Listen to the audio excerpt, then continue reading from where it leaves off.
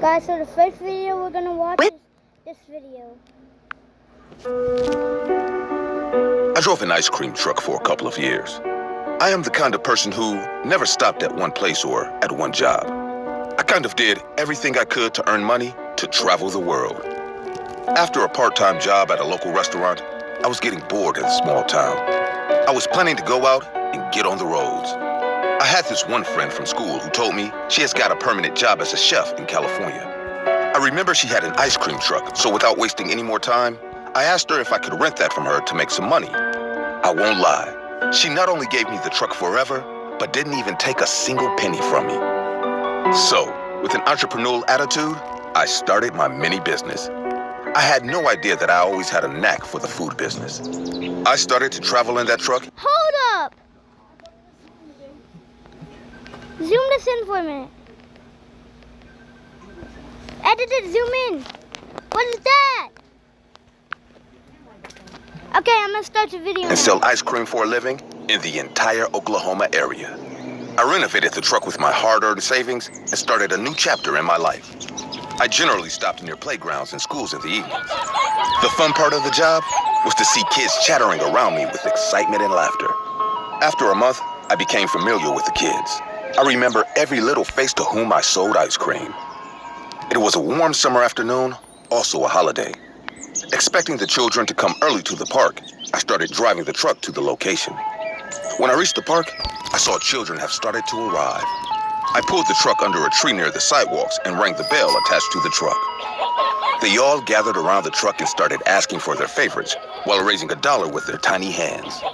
It was like feeding 1,000 tadpoles in a small pond. I was busy distributing the ice cream when my eyes went to a little boy sitting at some distance. He was sitting on a green bench while keeping his head down. It seemed really odd that amidst all these active kids, the boy was on his own like this. Almost every kid in the park took ice cream from me, but that boy didn't even turn around once towards the truck. I thought maybe he has no money, so I decided to give that kid a chocolate cone for free. I turned around and prepared the cone for him, but when I looked back, he was gone. The empty bench lied there. I got a bit sad and started to clean the truck before moving on to another spot. I was cleaning the floor of the truck when I heard a small knock on the order desk. I turned around and saw that it was that little boy who was sitting on that bench a few minutes back. He was standing near the truck, but his head was still down. Sun was about to set, so the area under the tree got a bit darker than usual. I couldn't see his face at all. I asked in a cheerful voice, "Do you want an ice cream?" Without moving up his head, he raised his small hands toward me and said, "A strawberry cone, please." His fingers were dirty and there were mud under his nails.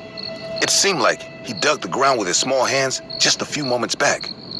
I gave him the strawberry cone, but refused to take the money. But he didn't move away. He just stood there like before, holding the $1 on his muddy hand as it dangled in the air. The kid's body language felt very weird to me. I have never seen such a calm and extremely quiet kid like him till now. I took the money, and the kid took his strawberry cone and turned around to walk away. "Hey, what is your name?" He stopped and without turning around replied, Mom told me never to talk to strangers. I have to go home. She's waiting for me. He then walked away. I got a bit surprised seeing this kid's obedience towards his mother. Such a well-behaved kid, I thought to myself. That night, after coming home, I still couldn't stop thinking about that child's unexpected behavior. I decided to go to the same park tomorrow and talk to that kid more. The next day, I went there again. As I went on selling ice cream, my eyes kept scanning the park for that little boy the entire time. At a point, when I realized he won't come today, I started to pack up for the day. I was putting the ice cream tubs inside the mini fridge when I almost gasped in fear. A small dirty hand was resting on the desk of the truck. It didn't take me a second to realize whose hand was that. "Jeez, you scared me," I said in a relieved voice. The boy stood like before, holding a dirty $1 in his hand while keeping his head down. I said, "Now, we are not strangers anymore. You can tell me your name?" He said in the same emotionless voice, I'm Mikael. "Well, hello, Mikael. Do you come here alone?" He nodded his head slowly from up to down. I handed him his strawberry ice cream. As I went to take the $1 from his hand, my fingers ran over his index finger, and his dirty nail came off. revealing the red flesh underneath. "Oh God, you are hurt. You need help," I said, seeing this vicious sight. But without saying anything, the boy turned around and started to walk away. It seemed like he didn't even feel the pain when the nail came off. Drops of blood laid on the desk, and I watched the boy walk away as if nothing happened. I couldn't hold my curiosity anymore.